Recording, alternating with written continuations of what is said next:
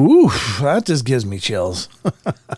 Welcome, everybody. It's Friday night. As always, there's 2 fun-filled hours of the portal just waiting for you. So, kind of sounds tinny in me here. Hold on. There we go. I think that's better. I was listening to some music as I was prepping here, so I had my headphones jacked up a little bit. It's like, ooh, I'm killing myself. But welcome, everybody. Hope you're doing great, and thank you so much for joining us on this Friday night. It means the world to, of course, be doing these shows, but also to see so many of you coming in and dedicating a part of your weekend right here with me. So thank you for that honor, and I hope you enjoy the investment of your time. I will do my very best to keep you entertained. So there is no co-host tonight other than all of you out there. So by all means, please feel free to contribute in the chat, or if you want to call in, there is options available for those that wish to share or talk about some phenomena that you've experienced. As always, everything's on the board. This is the Paranormal Portal. If you're new to the show, we cover it all here. Cryptids, strange phenomena, UFO, aliens, and ghostly and spiritual stuff. So we do it all. And it doesn't mean I'm any well versed in any one of those, but I have a complete interest in all of it. I love all of this stuff because it's the magic that remains in our world. It's the magic that we can see and experience. One thing up front I want to do first of all is talk about this incredible journey that's coming up in June. For those of you that may not be aware of it, and what I'm speaking of course, is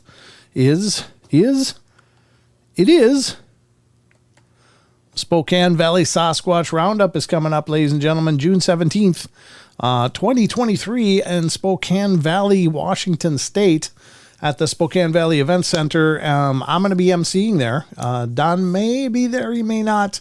He might have something else going on that he can't get out of. So if he's not there, it might be just me or maybe Sheldon if I can get him out here for that. But in any case, I will be there representing the portal and emceeing the events. But it would be great if any of you are in the neighborhood and wanted to have a great day spending time listening to such amazing people as Dr. Jeff Meldrum, Cliff Barrickman, Ken Gerhard, Michael Freeman, son of Paul Freeman. He's an investigator himself, taking after his father, and is quite a knowledgeable person. And Michael Thompson, who's an author from Alaska dealing with the Bigfoot phenomena, and a dear personal friend, Mr. Charles Howard Johnson, is going to be there. And all of them presenting on the Bigfoot phenomena, the Sasquatch phenomena. So hopefully you'll join us. It's 9 a.m. to 5:30 p.m. with a VIP dinner following for those of you that get signed up for that. So for more information, please head over to, I always have to blow this way up. I should probably put a different link on here that's easier to read, but www.exnorthwest.com. Again, www.exnorthwest.com. And so if you're interested in the VIP dinner, I don't know how many seats remain, but I know it was selling out really quickly. So if you can be there and if you can make the journey, definitely sign up for that. I'd love to see you. And if you do, stop by and say hello to me. I'd love to meet you, because all this time I'm sitting here talking to you guys. I'm talking to you. But when we were down in Vernal, Utah, and when we were over at Medellin Falls for the conferences there that we went to, when we were in Forks, Washington for the Squatch Fest, all of those times I met a few people that were listeners, and it was a lot of fun. And it was really great to be able to put names to some of the faces. Oof, froggy.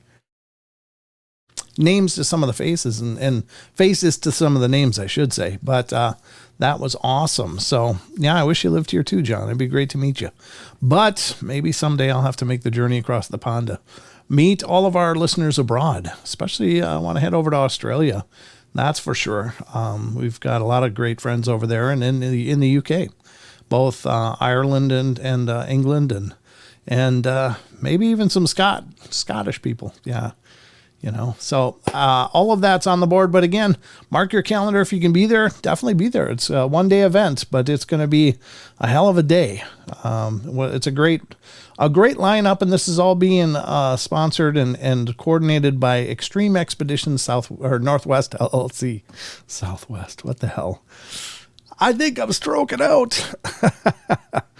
Have you had an encounter with black-eyed children? I have not, Spider Shrek. I have not had a black-eyed kid encounter, and I'm not upset about that.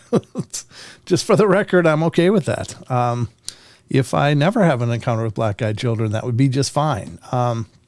It's not, well, I can say that the whole phenomenon is incredibly unnerving because we have absolutely no idea what they are. Now, I've done paranormal investigating, I've done Bigfoot investigating, but in both of those cases, you go out with an idea of what it is you're investigating. Like when you go to a haunted location, you're going to be dealing with spirits of some kind, energies of some kind anyway. Some of them may be spirits or ghosts, and some may be something else entirely. But you have an idea of what you're walking into. With Bigfoot investigating, you have an idea of what you're getting into to a degree. But with black-eyed kids, we have no idea what we're dealing with. We just don't have any concept of what these things are. Are they demons? Are they spiritual? Are they some form of interdimensional being? Who knows? I don't know what they are, but they almost come across like a living curse. I don't know what else to say. They just seem to be just bad, and I don't know.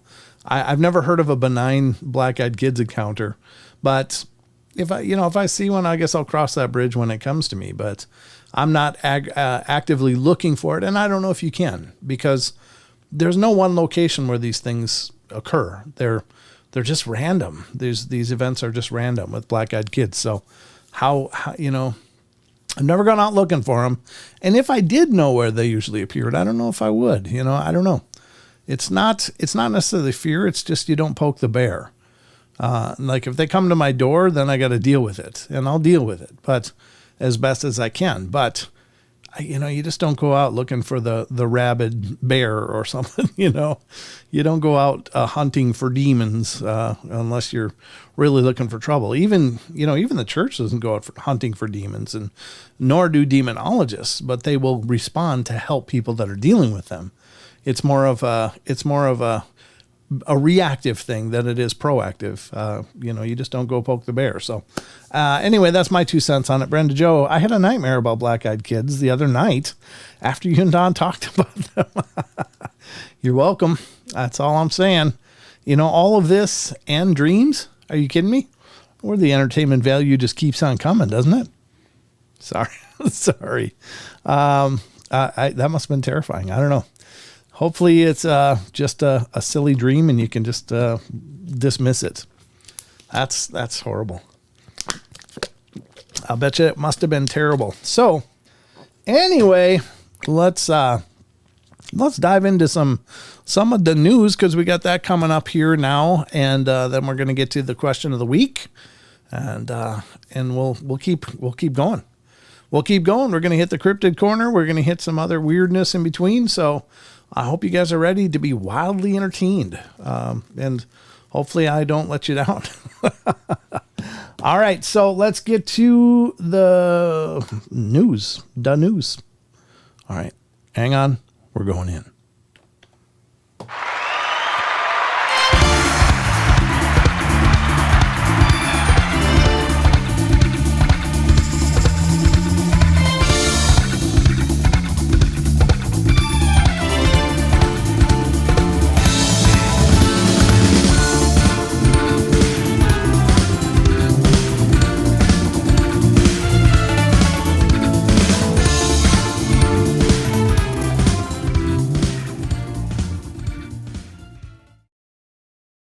All right, ladies and gentlemen, welcome to the Paranormal Portal News Desk. I'm your anchor, Brent Thomas, and it's going to be a more abbreviated version of the news tonight. We got a few articles to get through, but there's something new I'm going to work with you tonight.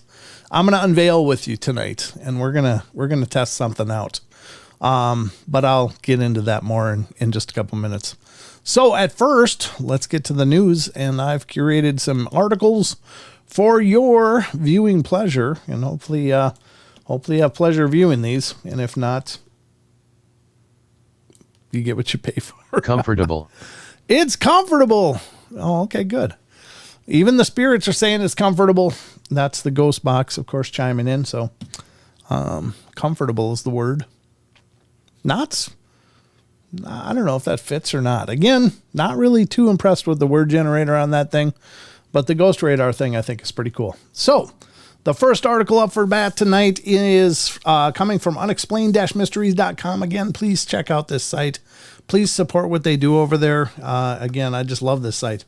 And I know they do a hell of a job. But the article is, and I don't even know what the hell this means for sure, but it's a new article. And I thought, well, it has to do with space travel. And, I'm always kind of interested in that, because I think our future lies among the stars. I do. I think that we as a race, if we get the opportunity without screwing ourselves up here locally, I think we are bound to head to the stars to see what is this great creation around us. So I find this stuff really exciting and interesting, but it's Unidentified Creature. Oh, this isn't it. This is this is a different one. Sorry, I was reading the next headline. ESA successfully launches Jupiter Icy Moons Explorer mission, or JUICE. That's the Jupiter Icy Moons Explorer mission. So they went with JUICE for the acronym. Let's go ahead. Engage JUICE. Well, there you go. The spacecraft will explore Europa, Ganymede, Callisto, when it finally arrives in orbit around Jupiter in 2031. Whoa, that's going to take a while. Planetary scientist Mike Sorey takes a look at the mission and what it might find once it reaches the destination. Well, it's probably going to find Europa, Ganymede, and Callisto, and Jupiter. What is this guy going to tell us? Maybe they'll see aliens. Ocean worlds, looks like, they're going to see the Oh, meet Io, Europa, Ganymede, and Callisto. What's the other header? Upcoming missions from ESA and NASA. Okay, well, we're not going to get into too much of the meat there, but it is kind of exciting that we are learning more about the universe around us, because I think that's going to enable us to take the next step. And maybe within our children's or children's lifetimes, they will be living in a Star Trek kind of world, you know, where we're leaping among the stars. I don't know. It's kind of exciting stuff, but that's less of an article than I was expecting. So, let's get to the next one while I'm putting out that fire. The burn down in flames. It was a lot longer than I want. Here's the cryptozoological thing, and I don't know. We'll see what it actually shows. I think there's a video involved with this too. So this is from unexplained-mysteries.com. Unidentified creature filmed swimming in New Orleans lagoon. Looks like a fish or a duck. I don't know. What the hell is that? A preschool teacher in New Orleans has been attempting to identify a strange animal that she filmed at a local park. When Kim Frusciante visited New Orleans City Park's sculpture garden with her family recently, something moving in the water or in the nearby lagoon caught her attention. Grabbing her phone, she filmed a short clip of a strange serpentine animal which seemed to undulate back and forth as it moved through the water. Well, puzzled, she decided to post the video online to get a second opinion, or a lot of other opinions. I don't think it'll just be a second one. Before long, the mystery over the identity of the animal had ended up on local TV news. We looked into the water and saw a mysterious serpent-like creature, she told WGNO TV. It is nothing I have ever seen before, land or sea. The great people of the internet seem to think it's a genetically modified carp fish created in a lab and released in City Park. How do you get there? How do you get there? It's like, well, I've never seen one of those before. It must have been done in a lab. It could just be something new, or it could just be something being extraordinarily misidentified. But I don't think you get right from what is that to, well, it was developed in a lab and released in a city park. Oh no, that's just terrible. That's just the problem with the internet. It says it was quite long. I have a 4-year-old slightly smaller than it, and it was weaving on the surface in a lot of scales, and the tail was red, and it was swishing around aimlessly, hanging out on the surface much longer than a normal fish. Park officials have since launched an investigation into the sighting. Well, it's a news clip, so we're going to look at it and see just what this thing looks like. So, hope you guys are ready. Let's dive in. Look at that. Let's get this out of the way. These look like the two fins that are generally on the chest of a fish. They usually have one on the left and right side. And then it looks like it's belly up. It looks like it's just upside down. Like maybe it's not doing real well. And the head may be still underwater. But I don't... I don't see anything serpentine about this. I just see something like a belly up fish. But let's continue. Monster of New Orleans. Kid's adorable. Now we reached out to... All right, you reached out. Nobody didn't get any response, whatever. Yeah, I don't know. I guess what I'm seeing is a fish that's belly up and it's not doing real well. And that's why it's hanging out on the surface so long, is because it's got a big gas pocket in its belly, because that's what's happened to fish when they die. They go belly up. They usually float, and then something like, you know, birds of prey or turtles or other fish will just start lunching on it, and eventually it'll sink back down or wash up on a shore. But I don't know. Is this salt or fresh water? What are we dealing with? I don't even know. But is it a sea monster? I'm going to go with no. I'm going to go with nah, I don't think so. I don't think this is a sea monster, but again, you be the judge. What do you think? Let me know in the chat or in the comments if you're watching it later. I don't think it's a sea monster.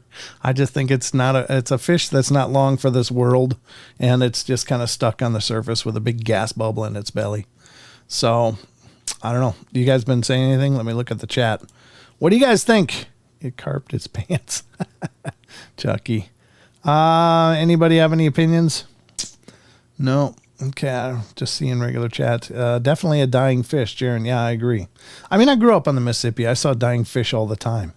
Everything is about gas with you or a beer. No, I really don't drink beer, honestly. I'll have the occasional beer, but maybe like 2 or 3 a year. I'm just not much of a drinker or any other. I'm just, I'm incredibly boring. Although, when Don's here, there's definitely gas talk, but that and so much more. Yeah, I think, sick carp, John says. Upside down, Dawn says, yeah, I agree, Dawn. I think you're right. I don't think, he said bear? He said bear. Oh, or a bear. I thought he said beer. Yeah, I don't have my glasses on. That's as good as it gets. I got to blow up this chat. make it a little north of microfiche. Yeah, we might be dealing with a lack of logical reasoning with the dumbing down of society. I think so. I mean, when people go right from what is that to, it was developed in a lab and released. It's like, really? How did you get there? How did you get there? There's not even connecting dots going on. That's just right from what the hell is this to conspiracy. And it's like a freeway, a bullet train right to it. And you can't just do that. You just can't do that. There's got to be critical thinking in the middle there somewhere where it's like, what does it look like? What's going on? So, yeah, I don't know. It's the internet. What do you get? In heaven, there's no beer. That's why we drink it here. I don't know. It's kind of, I like a beer. I'm not speaking against beer. I just really don't drink much. But I enjoy it, especially on a hot summer day. Forget about it. Nothing like a ice cold beer. Oof. It just washes the sweat away. But anyway, then it's not heaven. Elaine. If they ain't beer, they ain't no heaven. Well, I don't disagree with you. The halls of Valhalla are swimming in mead, I'm sure. All right. So anyway, that was another article. Hope you guys enjoyed that. Much less exciting than I thought it was going to be from the headline. But we watched it together, and I think we're right. I think it's a dying fish. And why somebody didn't just come in and go, that's a belly up fish. They do that. I've seen them, like that for a long time before they finally eventually expire. But must be a horrible way to go for a fish. I mean, just sitting there, you got this big bulging belly of gas and you can't do anything. So anyway, whatever the case is, all right, here's an interesting one. This one's from April 13th, so it's really pretty new. And I hadn't heard of this. This is the first I've heard of it, but it sounds, from the headline, it sounds like a great story. One of, oh, thank God. But let's see what it says. And this is from unexplained-mysteries.com. Woman is found alive inside a car that was submerged in a lake. Well, there you go. Wow, she was found alive. Good for her. Whew. The woman was pulled out of the vehicle after it had been submerged underwater for quite some time. The notion of being trapped in a sinking car as it slowly fills up with water is one sure to give most people nightmares, but how often do you hear about someone remaining trapped in a submerged car for a considerable amount of time and then being pulled out alive? Oh, thank God. This remarkable scenario played out in Lake of the Pines, Texas, recently when a fisherman spotted what looked like the back end of a Jeep submerged in the water around 40 feet from the boat ramp. Oh, geez. When the emergency services arrived, he helped officers to remove the car from the water and was surprised to find out there was actually someone still moving around inside of it. Incredibly, they were able to pull her from the vehicle, still very much alive. Oh, thank God. Wow. After warming up, she was taken to a local hospital for treatment, and it remains unclear how long she'd been in the submerged car or how the car had ended up in the lake in the first place, but it soon transpired that she had been registered as a missing person. With the assistance of the wrecker service and fishermen, and the Marion County deputies, a female was safely rescued from the submerged Jeep, the police said in a statement. EMS responded to the location and transported the female to a local hospital. Well, there you go. That's a cool story. I'm really, really thrilled that I can't imagine. Well, is this the Jeep? Is it's not like it's underwater necessarily. Maybe she still had enough air to work with there. I don't know. That's incredible. Yeah, or that's as they're pulling it up, I guess. I don't know. I guess we can take a look. Take a look at this. A fisherman spotted a Jeep almost completely underwater in a Texas lake. Now, see that's a whole that's a whole shift from the narrative, because I thought in reading the story that the fisherman just happened to be fishing and looking down and seeing there was a Jeep underwater. I didn't know it looked like this, because a toddler could have seen this and said, "What's that?" Not that it's not a great ending to what could have been a very tragic story, but if it looked like this and that's how it started, how did nobody see it before then? I'm a little perplexed. And a woman was found inside, and that woman was alive. A crew was pulling the vehicle out of the water when they saw the victim moving last Friday. She's recovering today. Marion County Police say that she was reported as a missing person 2 days ago. They don't know how long she'd been in that water. Look Yikes. how far the car is submerged. How is that even possible? Yeah, I know. There's still a whole lot of questions about how. Maybe we should crack the window.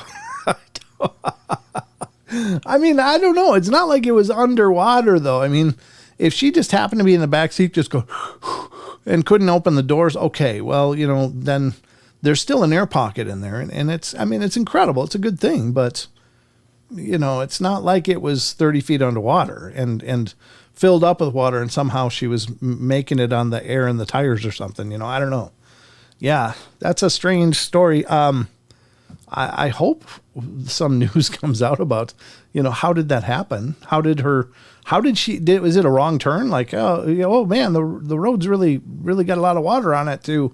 This isn't the road anymore. It was a boat ramp. Is it something like that? Or is it something like, foul play? Like, I'm tired of you being in my life and I want you out of it. And this is how I'm going to do it. I don't know. Yikes. Whatever the case is, thank God she's alive. So I'm sure there'll be more to the story sometime. I don't know if we'll hear it here on the portal, but if I do, I'll be sure to bring you updates to that. That's pretty incredible. Pretty absolutely incredible. All right, we've got one or two more that we're going to cover, and then we're going to move on. This one is also from unexplained-mysteries.com. This one looks kind of interesting. It's a UFO story. And we love UFO stories here in the portal, so let's see what's going on. This one is from unexplained-mysteries.com. UFO captured on camera during private flight over Colombia. I guess that's it. Almost looks like part of a wing broke off or something, but I don't know what we're looking at. A well-known Colombian model, Valentina Rueda Valles, was the passenger who recorded the footage at the time. The clip, which has been doing the rounds on social media and various news outlets this week, was filmed from the window of a private plane on April 4th during a flight somewhere over Colombia. In the video, a strange object can be seen hurtling towards the plane from some of the clouds up ahead before passing the aircraft on the left-hand side. A close-up shows the UFO to be a metallic object, almost like a curved sheet of metal with no discernible features, indicative of propulsion and no similarity to any known type of aircraft. Yeah, I agree. I've never seen anything like that. Jeez, that's strange. When you fly and you see and I don't know what sick means. I see that sometimes, but I don't know. It's a reporter's term or some literary term. Velez wrote in the caption, alien. Velez wrote in the caption, as things stand, the nature of the object remains unclear. It is possible that it is a piece of debris from something, or perhaps a sheet of some lightweight metallic material caught by the wind. And there's also the chance that it could be a hoax created using computer imagery. You can check out the footage for yourself below. What do you think it shows? And this is Hidden Underbelly's video.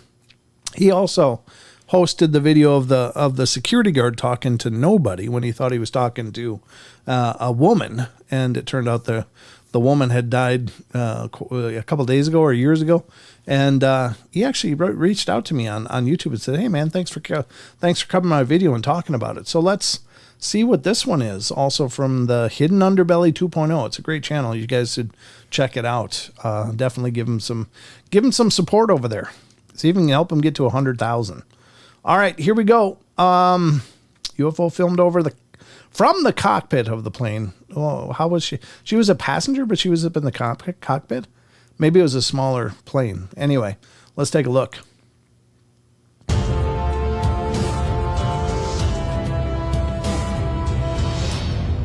The Hidden Underbelly. Okay, guys, we have got this crazy piece of footage to take a look at that was captured from this pilot's plane. Okay, we already read the article, so I'm not going to go through his narrative too much, but I just want to see, when does the actual footage come? Here it comes. Okay. When you fly and see an alien. So let's make it bigger. Let me go over here to this screen. Oh, there it is. Yep. Wow. Oh, it almost looks more diamond-like now in that frame than it did from that still.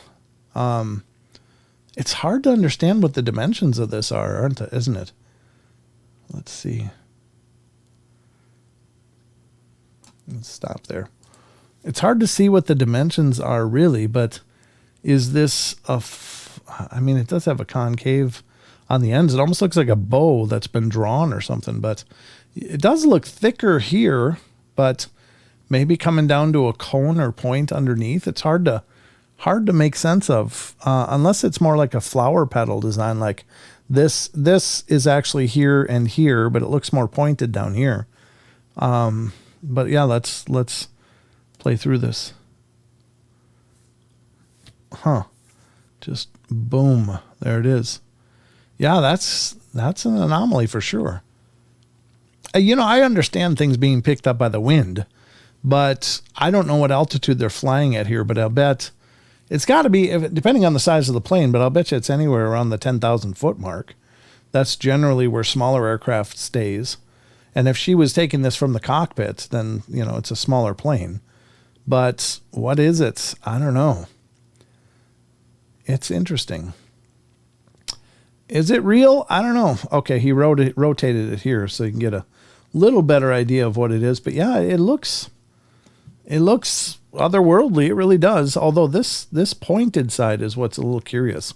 In the other frames, that was pointed towards the ground, it looks like, whereas this was more up. And this does look more rounded like this. So is it some kind of pattern that has like a tail, a sharper tail at the end? I don't know. But again, it's an anomaly considering if it looked like a saucer, okay, it's a saucer. If it looked like a Tic Tac, it's a Tic Tac. If it looked like, any other number of different familiar descriptions of what UFOs are, you could classify it as that. But this is very unique. It almost looks saucer-like, but it's clearly not the same. Although this does look like a dome on top too, though. Could it be that it comes out like this is the dome and both sides kind of sweep out, but this side is just a little bit more pointed than this side? I don't know. It does look like it's traveling towards this cone. Like this is what's meeting the air friction as it travels like that. So I don't know. It's a pretty cool capture though. Could it be legitimate? Absolutely. Could it be something else? Absolutely. But it is a UFO. It's an unidentified flying object or an object in the air. And it doesn't appear to be falling. It appears to be on a trajectory. It doesn't appear to be losing altitude as it's passing by. If you look back here again to where it actually passes the plane, it seems to be on a very clear trajectory, just zooming by. Like it's not losing altitude. Yeah, it's pretty much on a plane. Bump. So what is it? I can't pretend to know, but it is pretty compelling. Could be the legit. Unless it's one of those some weird Mylar balloon thing or a kite that broke free and is now in the updrafts and upcurrents of 10,000 feet. I don't know. But there you go. You be the judge. What is it? Hell, I don't know. But it's a UFO because I don't know what the hell it is. So I guess that qualifies. Let's see. I'm going to do one more story. And this one is coming from Sky News, news.sky.com. And this is, again, special thanks to Rachel for helping me find this site for strange news. This is snake on a plane, highly venomous cobra found under pilot's seat. I didn't see that movie, but I understand it doesn't go well when you have a lot of snakes on a plane. It's generally not where you want to find them either, under a pilot's seat. My God, what if it bit the guy? All right, let's see what it says. After the pilot made an emergency landing in South African town, the deadly Cape Cobra was nowhere to be found on the aircraft. Yeah, no, that's bad. Oh, my God. It says, Rudolph Erasmus alerted his 4 passengers of the stowaway reptile after he felt something cold slide along his lower back. That's definitely not the way you want to become familiar with the cobra being in your seat. Looking down, he saw the head of a Cape Cobra, also known as a yellow cobra, receding back under the seat. Ugh, that's terrible. Cape Cobras are one of Africa's most dangerous cobra species because of the potency of their venom. One bite can kill someone in just 30 minutes. There was a moment of stunned silence, Mr. Erasmus said, adding that everyone managed to stay calm. With the snake curled up by his feet, the pilots called air traffic control, asking for permission to make an emergency landing in the town of Welcome. It's called Welcome, Welkom, Central South Africa, which was another 10 to 15 minutes away. Emergency responders and a snake handler were on site to meet the plane and the visibly shaken passengers when it landed, but it was here when the tale took another turn. Oh, no. Snake handler Johan de Klerk and a team of aviation engineers searched the plane for almost 2 days, but still hadn't found the cobra by Wednesday. They were unsure if it had escaped unnoticed. Oh, no. Due to the engineering company Mr. Erasmus works for needing the plane back, he was forced to fly the 90-minute journey back with the possibility the cobra was still on board. I would say I was on a high alert, Mr. Erasmus said, having worn a thick winter jacket wrapped in a blanket around his seat and had a fire extinguisher, insect repellent, and a golf club within arm's reach. The plane has now been stripped with still no sign of the deadly snake. I hope it finds somewhere to go, Mr. Erasmus said, just not my aircraft. Yeah, no doubt. Yikes. Yeah, snakes on a plane, ladies and gentlemen. Looks like a good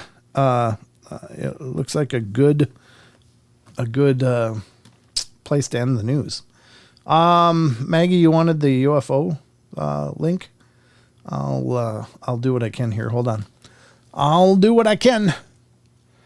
Thank you, Mom, for pointing that out to me. Mom's always good. Mom's messaging me and saying, hey, this is what's happening in the chat. Let me see. Where is it? All right, here's the UFO video. And I'll copy this link and put it in the YouTube chat so you guys can see it for yourself. Come to your own conclusions, perhaps. There it is. Unexplained-mysteries.com. Yep, absolutely, Chucky.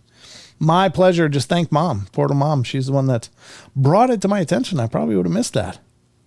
So anyway, ladies and gentlemen, that's going to conclude our journey into the news. Let's get back to the rest of the show.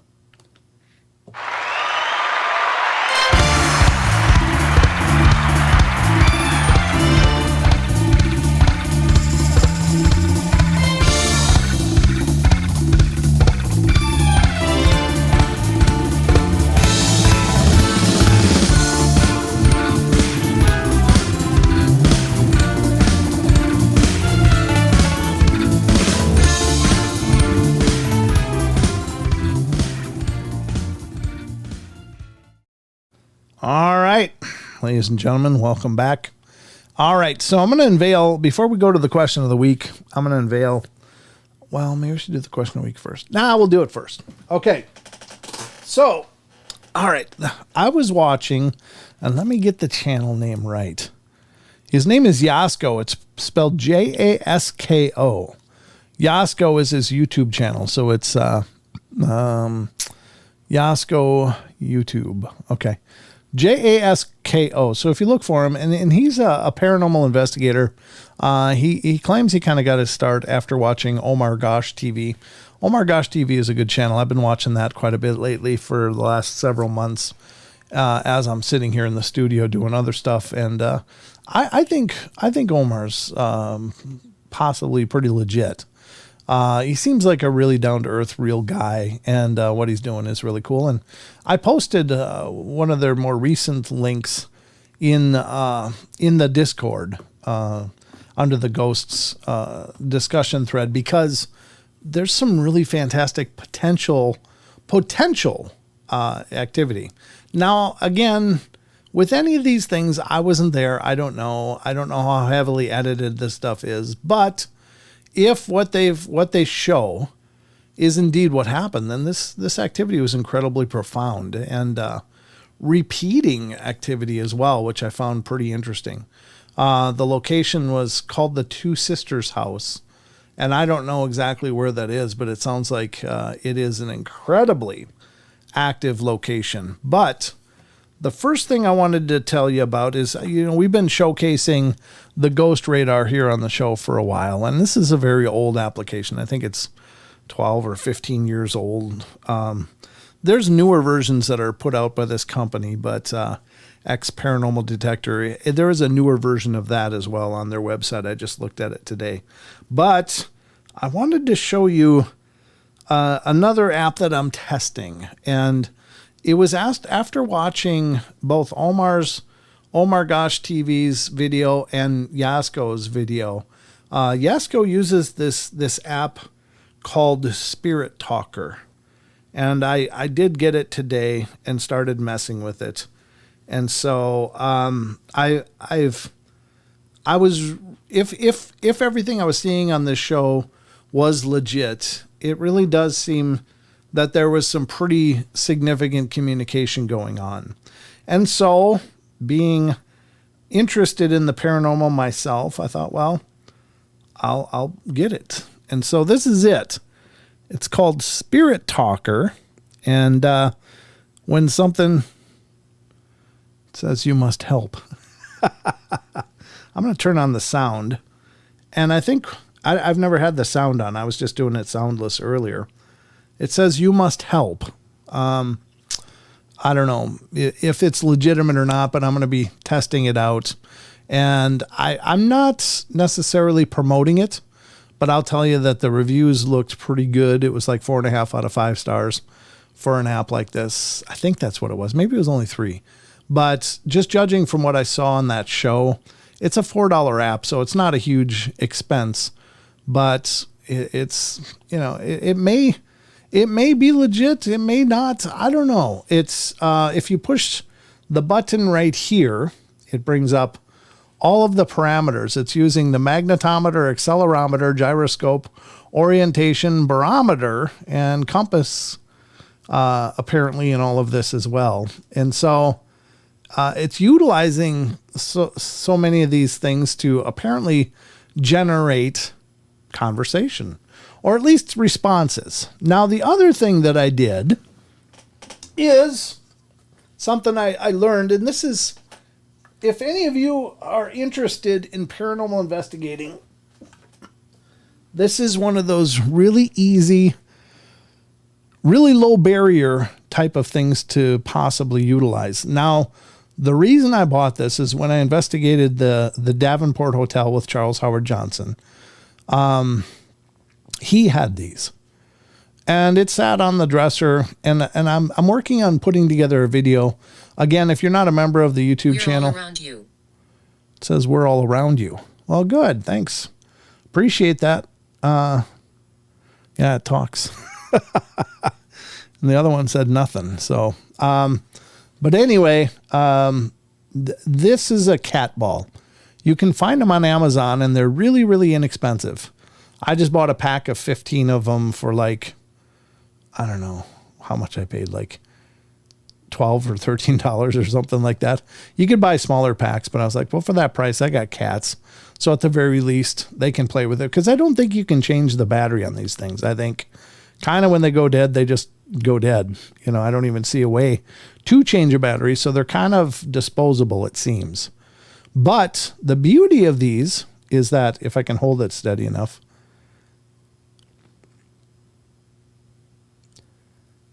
why isn't it stopping? There it goes. Now it'll sit there like this, but once a cat plays with it, it starts blinking again. And so I've seen this used, as I said, in the Davenport Hotel when I investigated with Charles Howard Johnson. Again, if you're not a member of the YouTube channel, you may want to become one. And this is only because I have another video coming up. It's going to be released pretty soon, but it's going to be members only first for like a week. And then I'll open it up to everybody else. If you can't afford it, no problem. Don't worry. It's still going to be available to you, but you're going to have to wait about a week. And then I'll open it up to everybody. What's your name? My name's Brent. What's your name? I don't know. I don't know if it's relevant responses at all because I'm not really asking any questions. So, do you have a name? Are you male or female? We'll see if anything comes back. But these kind of things are really low barrier to get involved with. And I did see one of these sit on the desk in the room that Charles and I were in for hours without doing anything. But once we started getting activity, getting some EVPs and stuff. I use my voice. Okay, good. Thank you. Use your voice. Use this app too. That's fine. But it sat dormant for hours until we started getting activity. And then the ball went off all by itself. Now, trains had gone by, cars had gone by, people, there was nobody else on the floor we were in. It was just he and I in the most haunted room of the place. And it just went off. And it only went off once or twice. I can't remember, but I got it on film one of the times. And it was perfectly in sync with the other activity going on. So this is what I mean by having more than one variable to rely on. So my plan with this is to leave it active, and I'll put it on the back here. And if it goes off, let me know because it'll be happening behind me. But if there's a spirit here, you can tap or move this ball a little and it'll blink just like this. So this will be here. And if it goes off, I guess we can maybe show that we have activity. So now we got Ghost Radar going on the screen right up there.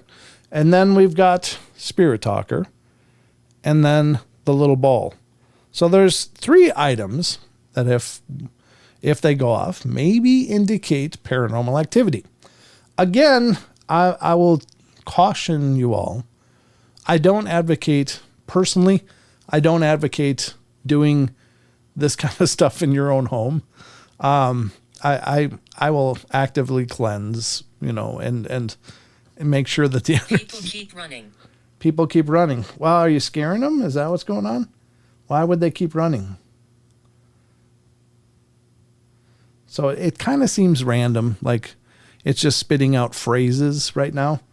But if we get some good responses to things going on, if it seems to blend to the conversation we're having, then that'll be cool. And again, the only reason I actually took the plunge and did the $3.99 purchase was because I'd seen it utilized on this show, and it seemed to be giving very relevant responses to things going on. It seemed to be very much in tune with the activity they were experiencing. Now, again, I wasn't there, but I think this stuff is kind of exciting and fun, and I certainly enjoy paranormal investigating myself. I don't get to do it nearly enough, but when I have been able to do it, I've really enjoyed it, and it's really made me want to get out there more and more to do more of it. But these are just tools that are in the toolbox. So whatever happens. But I think it's kind of fun stuff. So if we get responses or if it spits out something, I'll put it up so you guys can see it. I'll keep holding it kind of by the microphone so that if it does talk, we should be able to get it right on the stream.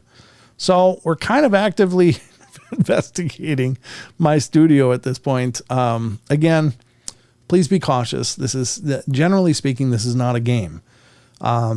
I don't mean to overstate it. I think 99% of the time, most spiritual activity is very benign. It's not malicious. It's not meant to hurt you or harm you. I was treated well.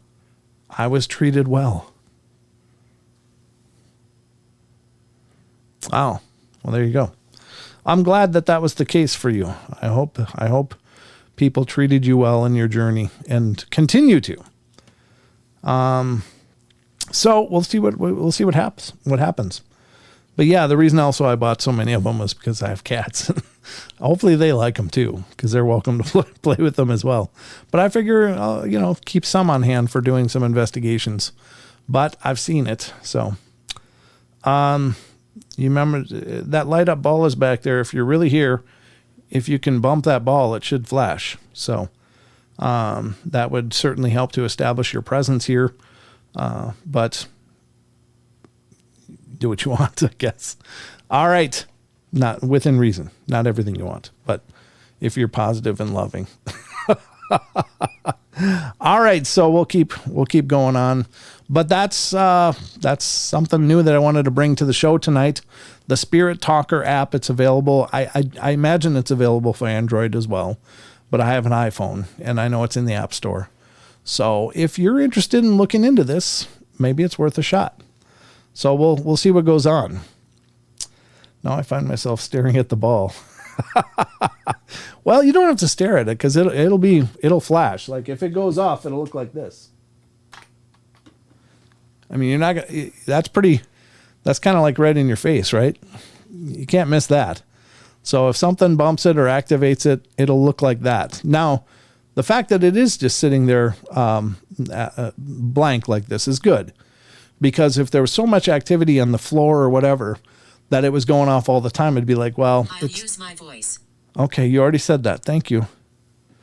Keep using your voice or this app. Thank you. No, it's just repeating. But it also apparently has an EMF detector here. It's not showing any kind of spikes or anything. And this is sweeping through some frequencies, I guess, for any activity. I do have to believe there's a learning curve on these things, though. That spirits have to become, if indeed that is interacting with the spirit. They found my body. They found your body? Really? Good. That's good. I hope it was put to rest appropriately. Okay. Well, an app. Ghost is probably like, what's an app? Did you hear that? I did. They found your body. I heard that. That's all I've heard so far. All right. So we'll keep going. But next we're going to get to a segment of the show, which I've really loved doing. And this, of course, is our Discord question of the week. And we've got a lot of responses. It's going to take a little while to get through, but thank you to everybody who weighed in on the question this time. And the idea came from Chucky. Thank you, Chucky. If this is the right one. Yeah, that's the right one, right? Yeah. Yep. I was like, didn't Chucky do it before? Yeah, I think he came up with the question before, and then he said, hey, how about a question about shadow people? He said, Brant, can you ask them when they died, when they were born, and what they did before they died, and what they're doing now? When did you die? If you're a presence that's really here, when did you die? Can you give us a date? And what did you do in life? And what do you do now? That's a great question. I've often wondered that, especially when you look at haunted places. It's like, what do they do? What do they do when no one's there? Do they go just kind of dormant, or are they just kind of wandering about, or do they have their own social life with other energetic presences? I've often wondered that. So we'll see. If anything comes through, again, I'm only testing this. I'm not advocating it. I'm not suggesting that it's legitimate. Again, I just watched a video and it seemed to be relevant to what was going on. Now, maybe the spirits in that location, because there had been many teams that have come through that place, have become aware of these. I like the lights. I like the lights. That's kind of relevant. I'm glad you like them. I just turned them on for the show. I appreciate that. I like the lights. I'm glad you like it. That's a little more unusual. That seems kind of relevant to what's going on here. Again, it's not just a blank statement. So that's what we're looking for. Does it correlate to anything relevant right here and now? Well, I got all these lights on behind me. So it seems relevant. But you be the judge. App has camera access. No, I got it pointed at the ceiling. I'm kind of holding it like this. I'm not holding it like this. But at any case, we'll just keep watching, see what else comes through. But we're going to get to the question of the week now, folks. So I hope you're ready. And we'll get to this. It has to do with shadow people. Maybe our resident spirit here will have some input on shadow people, because we just don't know much about them. So what the hell? People keep running. Yeah, you already said that. Thank you. I guess they were scared. All right, so let's continue. What am I doing? Oh, I know what I'm doing. Got to get to the right screen. There we go. All right, now I'm a little distracted. I apologize. All right, let's get to the question of the week.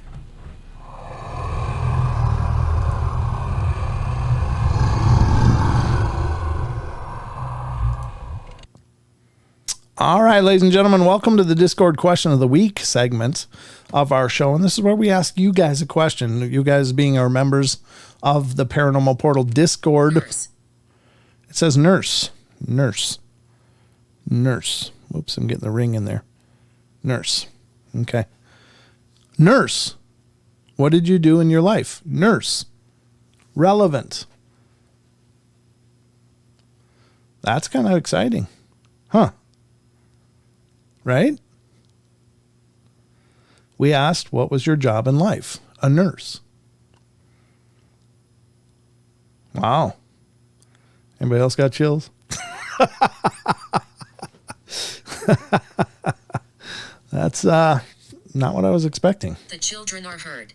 The children are heard. The children are heard. I don't know if that's in focus or not, but...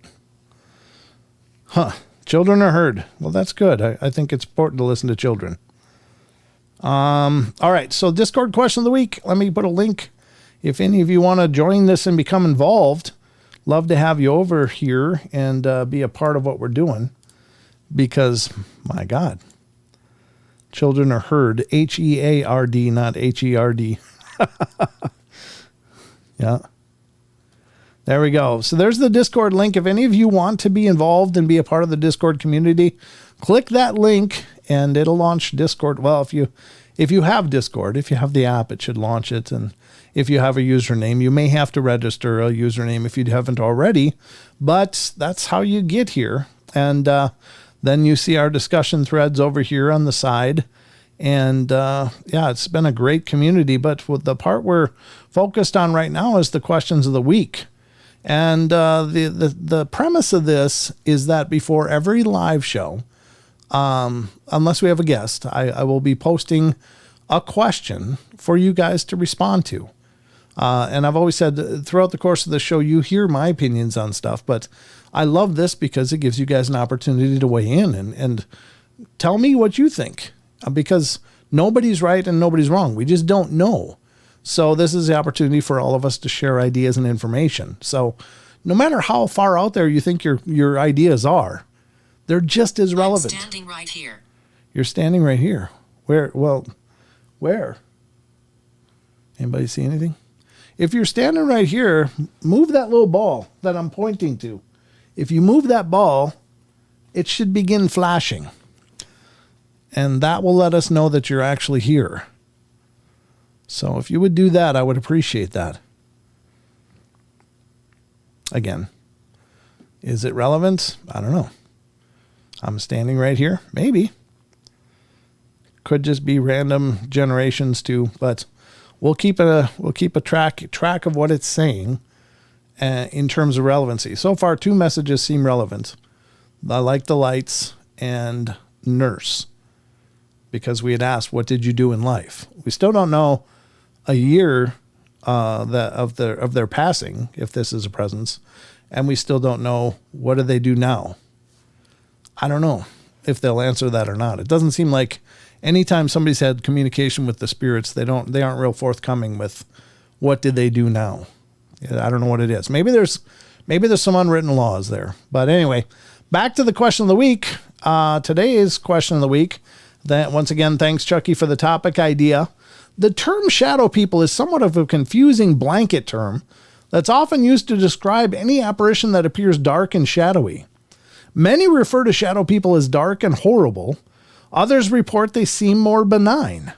It's a two-part question. One, do you think true shadow people were once human beings, or that for some reason live on as a shadow type apparition? And number two, do you think shadow people are negative and work to cause harm, spiritual or physical? Or do you think it's a mischaracterization? What's that device? What's that device? Which one? This is a phone. This is how I communicate with people all over the world, but it's also a little device that lets me hear from you if you choose to talk and ask me your questions. So this is a device that hopefully we can hear your thoughts if you interact with it. So that's what this device is. It's called an iPhone. So might look weird to to other beings from other times, right? I'm sure it looks like magic, probably. But anyway, the first one weighing in on this is Brown Dwarf. Greetings, Brent, and good question. I just have my opinion. I believe some of these shadow beings are entities in themselves, and others could be human souls. I've had a strange sleep paralysis case once and had 3 what looked like shadow beings appear, and nothing negative happened, thank God, but I do get a negative vibe from some of the videos and encounters I've also heard of. Cheers. Well, yeah, no doubt. I've heard of some real sinister ones too. Yeah. The man scares me. Which man? Me? I'm the only man in here. I'm trying not to be scary. I'm sorry. I hope you are peaceful and comfortable. I don't know. Anyway, my name is Brent. I'm not the man. We always fight the man. No, I'm just kidding. Storm 00 or Storm Double-Ot. Well, I haven't seen much on these shadow people. I believe, though, that they are probably some kind of entities that either use technology to make themselves invisible, or they're partly between our reality and theirs. We look at these encounters through our life experiences, like people in the past called flying objects flying turtles or silver birds.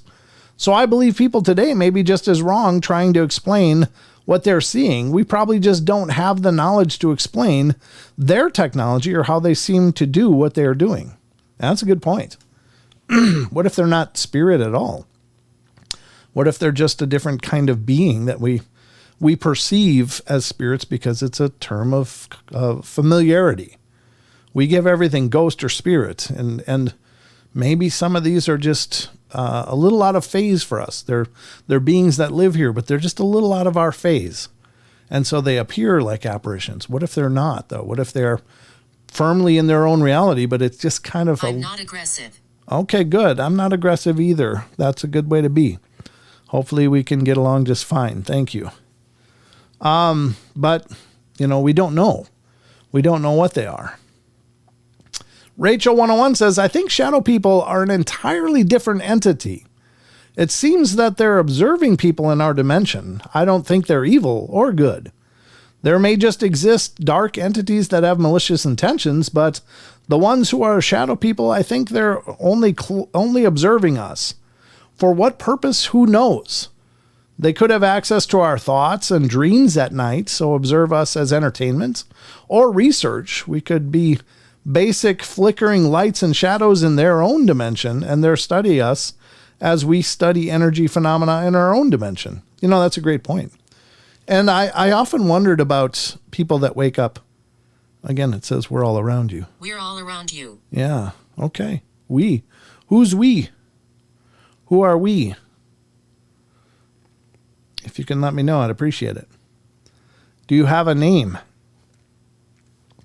I've often wondered when people wake up and there's an entity right in their face. Like, not just, sometimes it's just looking at them. Look, we're here. Where? Look, we're here. We're all around you. Look, we're here. I'm not seeing you, but if you hit this ball, we'll at least know that you're here. This is one way you can let us know that you're present. So if you tap or move this ball, this little clear ball, it'll flash lights, and that will let me know that you're here. So that's one way you can let me know, because I can't see you.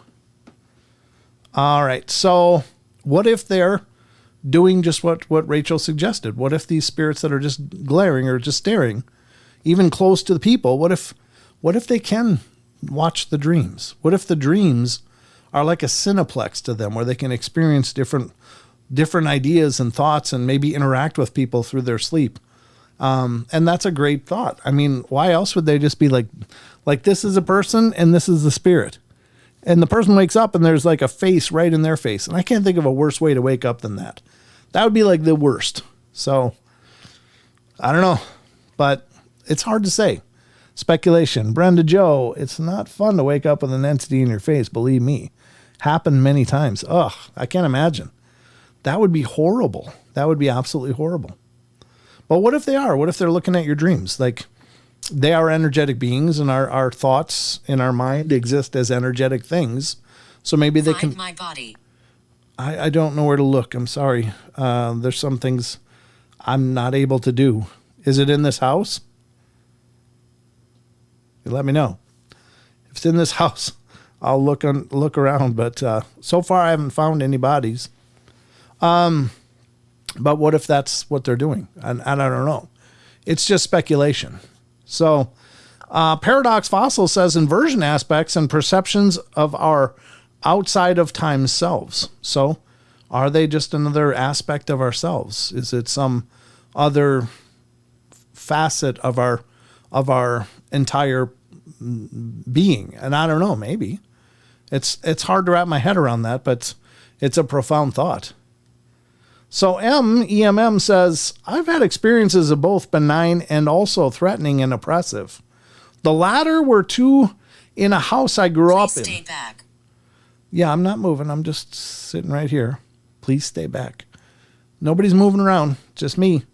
I'm stationary. So if you need space, maybe you need to back away.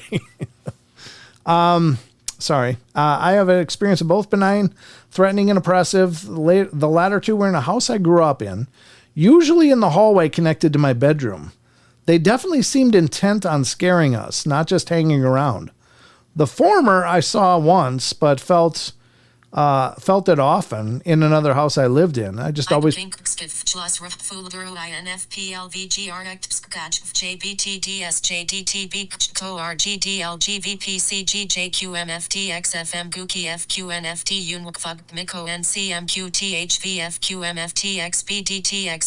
TCBJRSJ Ilkuinka CQQGPV Du Hak FQNDCSFI Tvubkosen Hukm Kubkwag FTJ Jazakm Group Convel CMVQJBKBJFNCAQX John Ekfmij Sprachni FBBQJKFHGCRGBJGQKGVVQ Vesp HLW Okay, you can stop now. PHPBSGMLCKCCNLV Ekdruf TGTBGGQG LVVGGJ Ogdx KCRVXJQM SRKDV Ugwapid VQND and QC RDTRQM at BJGQCVNJRRBBH me JDCQGGSWR Shut it off and it's still talking. PCSCM GIM JDCSGM at GI VD off MAC me JNWRGJLNB Screg Egn Kivach DVFI Kep Kick FQJOTXI Cook Pat Kick. Okay, I want to reboot.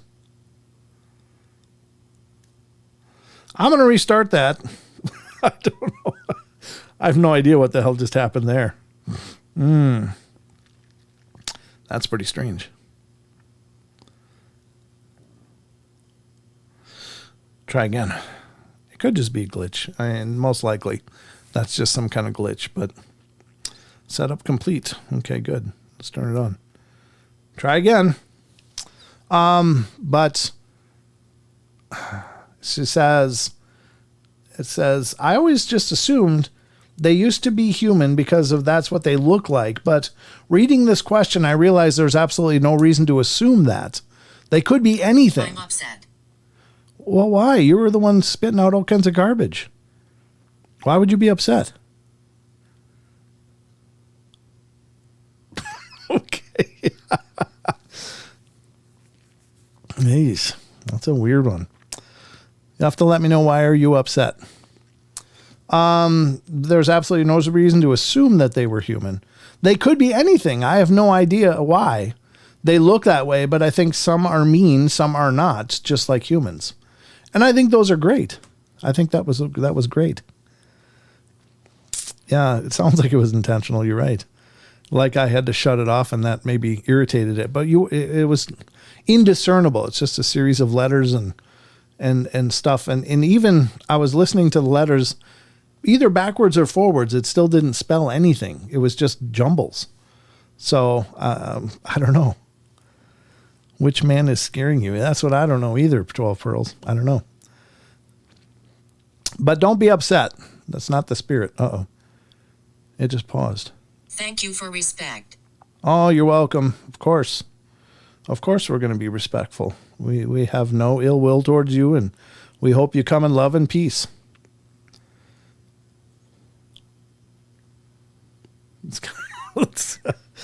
Okay, I think the responses are at least curious.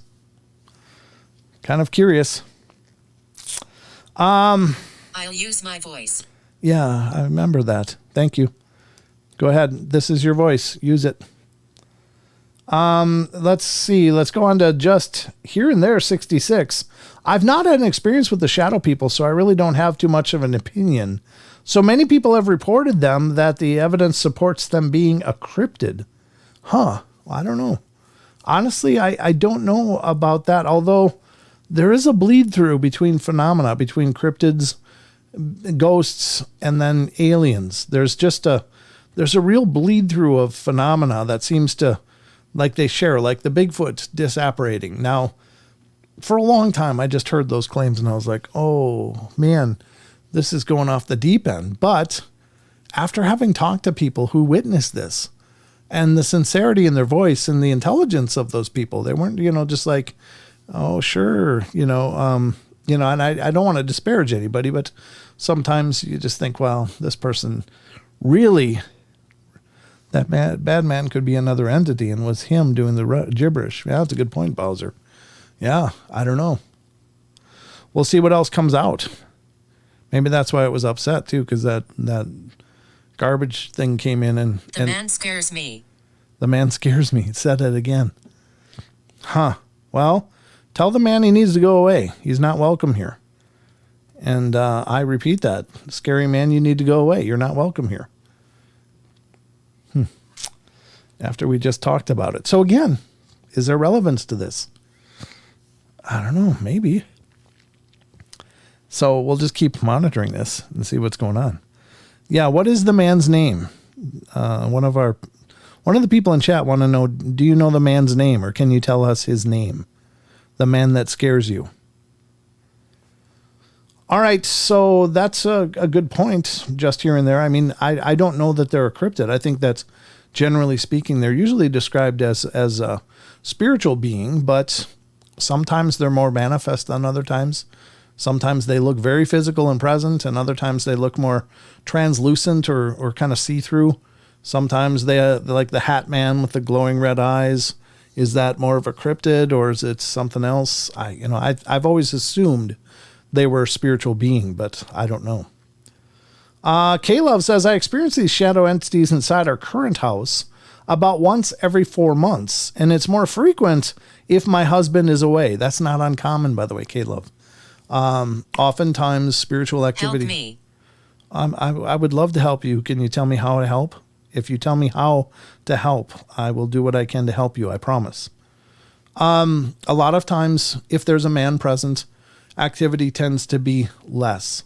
And I know that sounds sexist, and I apologize. It's really not what I mean.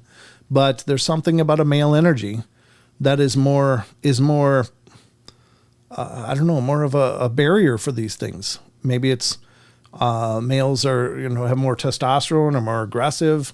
It could be any number of reasons, but there's no question that not that the energy won't ramp up to ignoring that, but it is kind of a roadblock.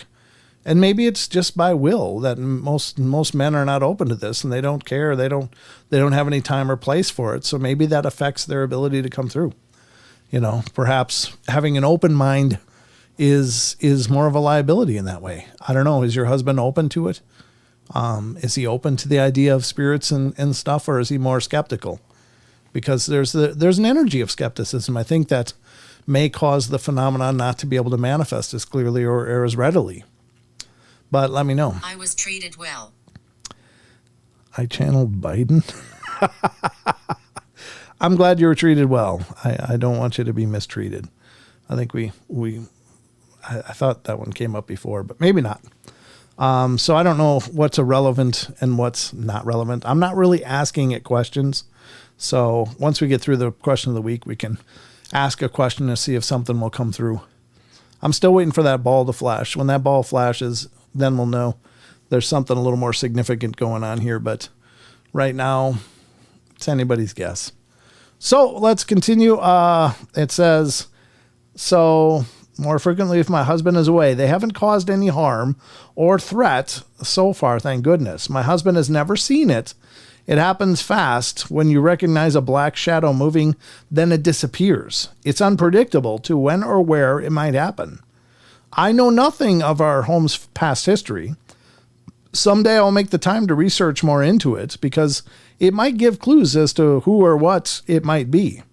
It could be someone's spirit or soul caught in between earth and heaven, like being stuck in purgatory. Or maybe this house sits on a high energy frequency area for a portal that opens and closes for things to move freely through. Sorry to post this again, but for those of you who have never seen it, a black shadow moving, it was caught on film by Expedition Bigfoot. To see it start the video at 1:58, and you will see it like in 2 seconds. So, yeah. I've seen a bunch of, and Hello there. Hi, hello to you. Hello. If you go into the Discord channel, if you follow that link, if you're not already a member of Discord, just click the link that I posted in the chat. I'll repost it, and you can get involved and check out this video link that she's talking about. Next up is Comet Man. Special thanks, K-Love. I appreciate your input. Nothing negative shadows in my house. Just hopefully I don't encounter the infamous Hat Man because he's the most dangerous. Some shadows that come in my dreams are Bloody Mary, which is short curly hair and glowing red eyes. And I've seen shadows that move The man scares me. Yeah, we covered that. I'm sorry. What's the man's name? Glowing red eyes. I've seen shadows that move very fast in the hallway of the basement of my workplace. And when I go and investigate like Ghostbusters, I don't see anything. Yeah. Again, I've heard both types of stories about the Hat Man. Sometimes he just seems like a conscientious observer, and when people ask it to leave, it leaves and isn't seen again. Other times it seems like it's very aggressive and causing problems. I don't know. I'm not really sure what the Hat Man phenomena is either. Fourth Color says, my gut feeling is that they're negative manifestation. They're one of the scarier things to me. Imagine waking up and having something like that at the foot of your bed. Yeah. The others scare me. Yeah, the others scare you? What others? Now you're scared of others. What others? Are there other spirits here? How many spirits are here? Is there other spirits that are scaring you? 2 questions. Spider Shrek says, I do not believe they are negative. I've had 2 encounters, and both times they were just walking by, but I could be wrong because not even 3 days later, my pet passed away. Oh, yeah. I wonder if it's maybe an omen, like a foreboding of something, and it's just taking a form. Maybe it's not a consciousness at all. Maybe it's just could mean something negative. Chucky Danger I saw a shadow man. I'm Kink Skiff Plus Ruff Fulguru INFPLVGR Act Sketch JBTDSJDTB Co RGDLGVPCGJQMFTXFM Gookie FQNFT Unwakfug Miko NCMQTHVFQMFTXBDTXB TCBJRSJ Ilkuinka CQQGPV Duhak PFQNDCSFI Tvubkosn Hukum Kub Fwag FTJI Jazak Group Convel CMVQJB. Yeah, if you move the ball, if you move the ball, I don't know, Spirit Talker's flaking out. It could be the app, could be something else, but I'll try. I'm going to get through the question of the week and then we'll relaunch it for the rest of the show. I don't know. Again, we'll just have to let it sit for a few minutes. Chucky says, I saw a shadow man at the beginning of last September. I'm the first person to get to work in the morning, and I'm the one who unlocks the shop and turns on the lights. So as normal, I opened the door, punched in my code for the security system. I turned on the safety lights, which still leaves the shop pretty dark. As I turned the corner to get to the main light switches, I saw a shadow figure about my height, so around 6 foot to 6'3", standing in the middle of the hallway. When it seen me, it ran into a sandblast bay, a big room off the side of the hall.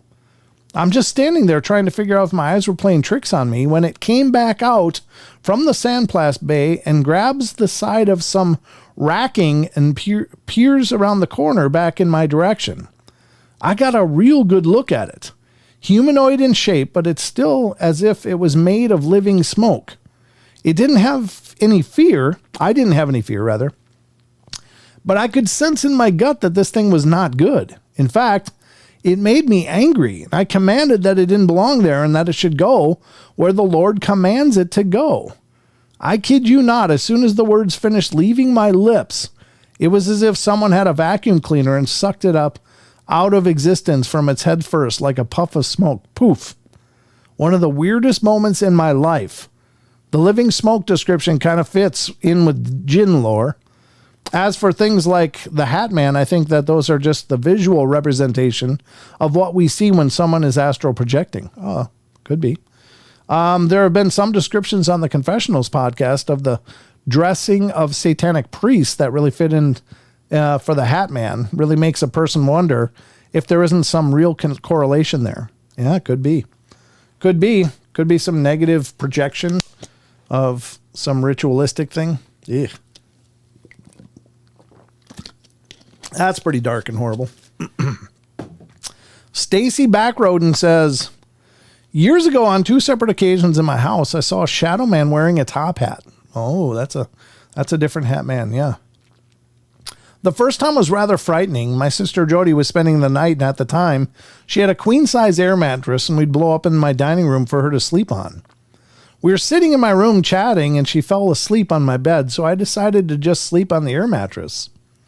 Well, shortly after I laid down, I saw a very tall shadow man with a top hat come walking around the corner from my living room and into my dining room. I watched him walk past the foot of the mattress and then turn to walk by the side of the bed. I couldn't make a sound. All I could do was lay there and watch in full panic mode as he sat down on the side of the air mattress and turned his body to lay down next to me. Ugh. I was petrified. All I could do was shut my eyes and pray he went away. I'm not sure how, but I eventually fell asleep, too afraid to open my eyes. The second time I saw him was in my bedroom.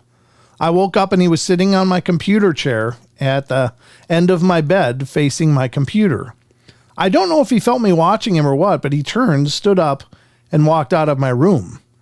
Even though I don't know what his intentions were, and he did frighten me the night he laid down beside me on the air mattress, I didn't feel threatened by him or have any other kind of fear the second time I saw him. Maybe there are different types of shadow people, with some having not so good intentions. As for them being a human that has passed, I can't say for sure. Any other ghosts I've encountered have looked as solid as you and me. Wow, that's incredible. Yeah, Stacy is her and her brother or sister rather are active investigators. They investigate a lot of paranormal stuff. So here's Jody. Interesting question. This is her sister. My first encounter of a shadow man was many, many years ago. Stacy and I were on an investigation with a group we were part of prior to our starting PIP. The investigation took place at a mansion built in 1833. Wow, that's old. Which was frequented by Abraham Lincoln. We live in Lincoln's hometown. The mansion had 3 floors. The main floor, which consisted of your typical rooms for everyday life, and a large section which was used solely for entertainment purposes. Many dinner parties, summer picnics, and political rallies were held there during its prime. And when we were traveling up the main staircase and reaching the second floor, we entered a small sitting area that has a large window which opened up to the front lawn, where the numerous governor, politician, and prominent citizens would stand and give speeches to the viewers below. The rest of that floor consisted of bedrooms. The third floor can only be accessed by a back staircase that leads to the attic/servants' quarters. In the center of this area, there are a large oval window on the floor, the bottom section of a copula. I don't know what a copula is, which you can view the little sitting area on the second floor. When going over our footage on our cameras, panned down through the copula window to the sitting room, caught a black silhouette of a man wearing a hat disappear into a center of a coffee table. It was like it didn't know the table was there and descended down the staircase until he disappeared. I'm not positive, but I think I remember something about an original staircase may have been located there. Being this was my first experience with a shadow man, I just took it as another way a spirit chooses to show itself. Some appear as mist, transparent images, and as shadows, to name a few. It seems like he was just roaming around, minding his own business, and he may have been a residual haunting for that matter. I've never thought of them as anything more, but I'm always open to hear others' thoughts. New experiences bring new knowledge. Yep, I agree. And that's a great point, because I think here's the thing. I think spirits can appear how they want to. I don't think that there is anchored to a physical look as we are in these physical bodies. And I think sometimes they may appear as orbs. Sometimes they may appear as mists. Sometimes they might not appear, just walk through, just give sounds. And other times they may appear as an apparition, like a ghost, like we all are familiar with, or even as shadowy apparitions, if they're maybe trying to be more discreet. It's hard to say. So I think those are all plausible and all great responses. Thank you to everybody that weighed in on this. I appreciate it. Hi, Chris. Good to see ya. Thanks for coming in. So what are they?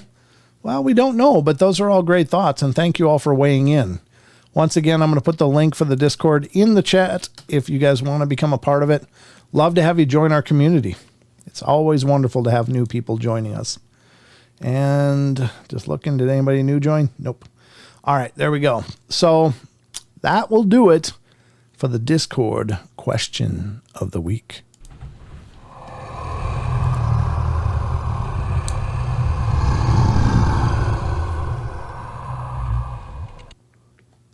Okay, that's going to pop up again because I forgot to close that little video, but I'm going to relaunch the Spirit Talker again. We'll give it another whirl if it crashes out or whatever again. So it's, as it loads, it's check-in devices, accelerometer, magnetometer, blah, blah, blah, blah, blah. New app available, Spirit Music Box. Can spirits play the music box? I don't know. Maybe. Let's have a look at what's going on here.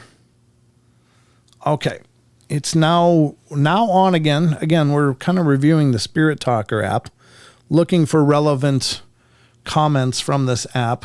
And maybe the gibberish that we're hearing is I keep saying, I can't imagine that spirits can use this without learning how. So maybe some of that gibberish is a spirit learning how to weigh in on this. So far, we've gotten two responses that I think are relevant. One, I mean, there's others that might be, but they're a little more sketchy. But one was, I like the lights. This said, I like the lights. And of course, behind me are all these lights. Additionally, we asked, if there's a spirit here, what was your job while you were alive? And the word nurse came back a few minutes later. So otherwise, it's been these phrases. So hopefully hopefully if something's here, it'll weigh in and talk to us again. I don't know. The jury's out. Again, I don't pretend to know that this is a real... Find my body. Yeah, we went over that. I don't know where your body is. I'm sorry. Hopefully it's buried and properly buried in some cemetery or graveyard. But that one's come up about 4 times now. So I'm not really a big believer in that one. I don't know. Unless under the desk. Yeah, there's no batteries under the desks. Just the rest of my body is under the desk that you can't see. Am I your favorite cryptid? Bowser. Isn't that a turtle guy from Mario? Yeah, sure. Why not? No, I don't know if I have a favorite cryptid, to be honest with you. I think no, now that I think about it, I think Bigfoot would probably be my favorite cryptid because dogmen, I think, are much more frightening in a number of ways. And I think that like those white crawlers or whatever they call them, the rakes, I think are creepy as hell. I don't know that I ever want to see those. And then there's just a bunch of bizarre ones. So I think Bigfoot's probably my favorite because generally speaking, Bigfoot encounters largely are pretty benign. Sometimes they're horrible and aggressive, but they seem most of the time to just be like looking over, seeing that people are there and just continuing on their way, Whereas dogmen look over and see you're there and decide to get right up in your face and growl and make you terrified. So, all right. So we got a lot more of the portal to go yet. God, it's already 8:36. How did we get here? So do you have anything to say? Is there a spirit with us tonight? Doctor. So we got a nurse and a doctor that are here. Allegedly. Because again, what job did you have in your life? One was a nurse, now a doctor. All right. Maybe that's relevant, maybe not. Again, it's been a long time since we asked the question initially. Do we still accept any possible response? I think the key with these kind of things is that the response should come in a pretty close proximity to the question. Otherwise, it could just be nonsense. It just could just be any number of things. Certainly, it's utilizing the magnetometer, the accelerometer, a bunch of different things to apparently register words and phrases. But if it's not happening within a close proximity to the question, I don't know if you can really regard it as a true response. Again, this is the Spirit Talker app. I know it's available for iPhone. I believe it's probably available for Android if you feel like you want to try it out, by all means. And again, the reason that I'm testing this out at all, I'm not a real big believer in the phone apps for a lot of things, but I think that after watching that video and seeing that there was so many responses that were directly relating to what was going on, that it was worth checking out. So that's what I'm doing. What is in your hand? That's pretty relevant. This is called a telephone. This is a new version of a telephone.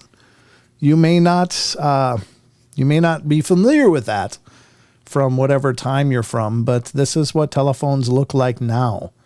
They work through like radio signals or something very similar. So it's a newest kind of telephone, but it also does other things.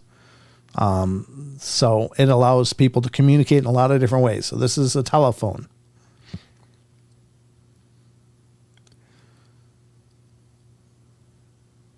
Relevant? Maybe. I am holding something in my hand. Would this be a curious thing for a spirit from another time? Yeah, probably. The children sing. Do they? Good. Are they good singers? The children sing. I like that it puts it up on screen in big letters before it says anything. That's kind of cool.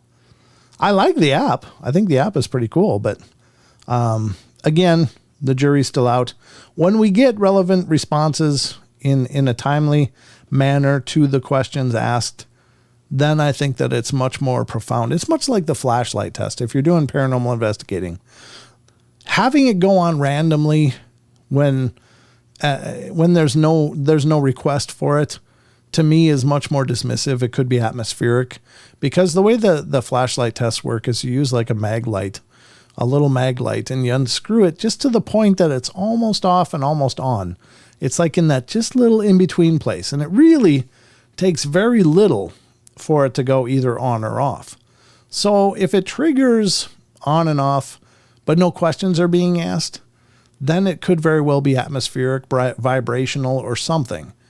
But if you say, if you're here, turn on the light, and then it does, then that's a much more profound response. And that's like, well, that was exactly what I asked. If you're here, turn on the light, and boom, the light went on. Okay, the light went on. Now, could you please turn it off? And boom, it goes off. Those are two very distinct responses to a question of an investigator. I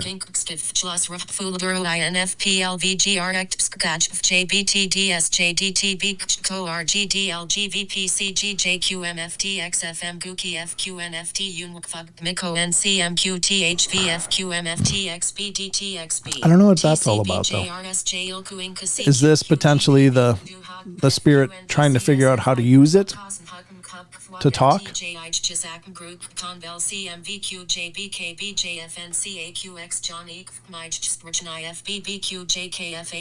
just try it. Can you stop that now?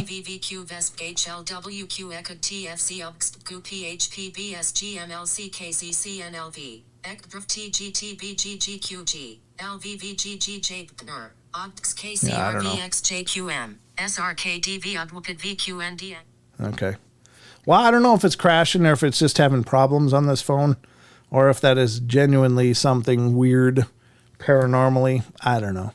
Yeah, I tried shaking it.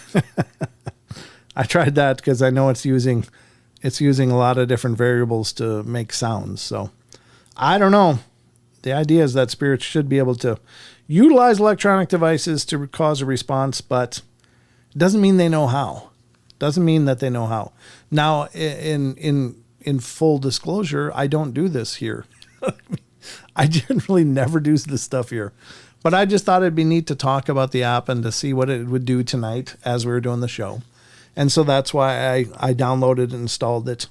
If you guys like this segment, I don't know. I gotta test it a bunch more, because if it's going to keep just glitching out like that, I don't know that that's paranormal. I don't know that it's not paranormal, but I know that it's irritating the hell out of me because I got to keep restarting it. And I would prefer it just worked. So maybe there's an update I need to get or something. I just installed it today though. So, is that paranormal? I'm kind of thinking it's not. Maybe I need to try it in airplane mode. Let me just try that.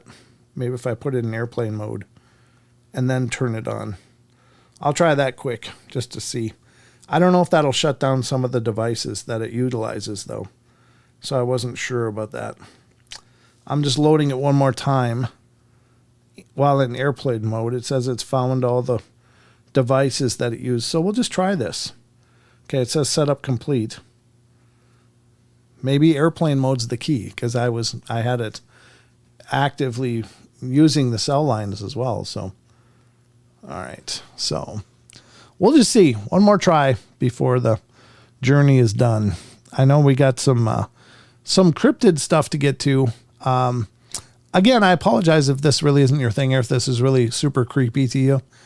I love investigating, so for me, this stuff is kind of fun. I don't normally advocate doing this in your own home, but this is where I do the shows. So, this is why I'm doing it now with you guys, and it's something new and different, and it just introduces you to some new ideas and possibilities, because What's that device?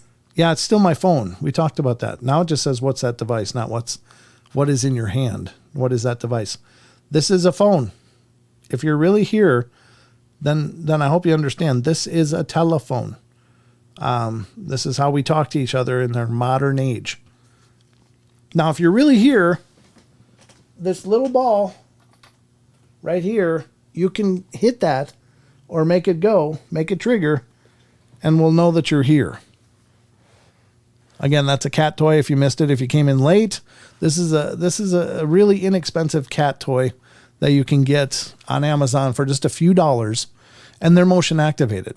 And again, the reason I got that is because I saw it used firsthand at the Davenport Hotel investigation I was on with Charles Howard Johnson, and it worked. I mean, it came on only once or twice the whole night, but it was in direct relation to a lot of other activity we were getting. So I was an absolute believer. So I've set one up back here next to the skull, and with the implicit instructions to any spirits that might be present. Now, the ghost radar has seen nothing except for a word, comfortable.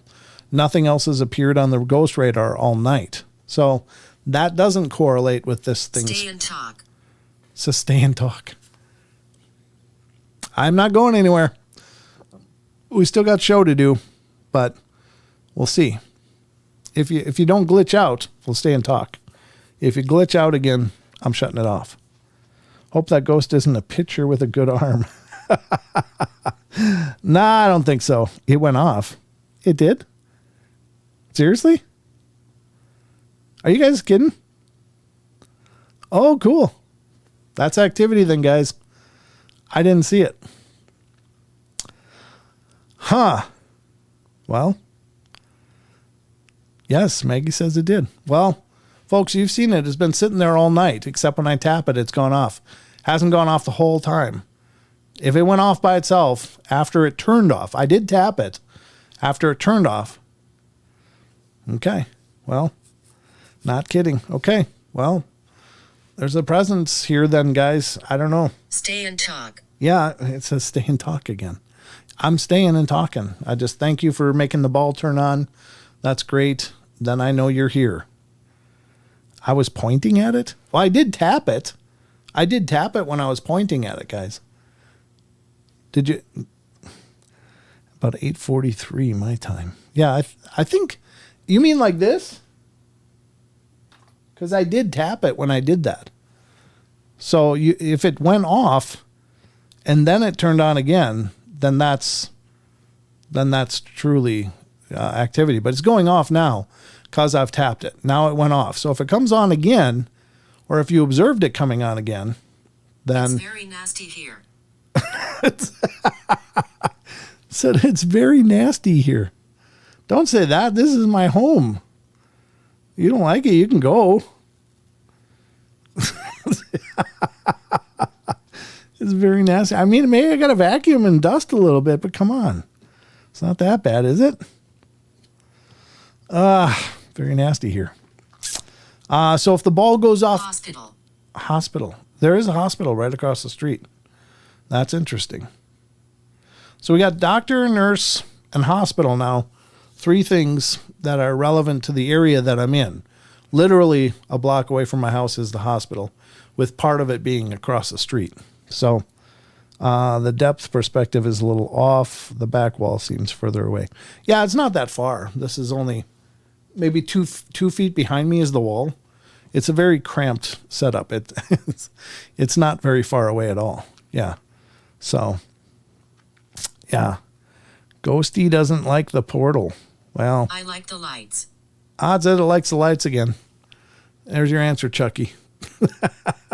I like the lights.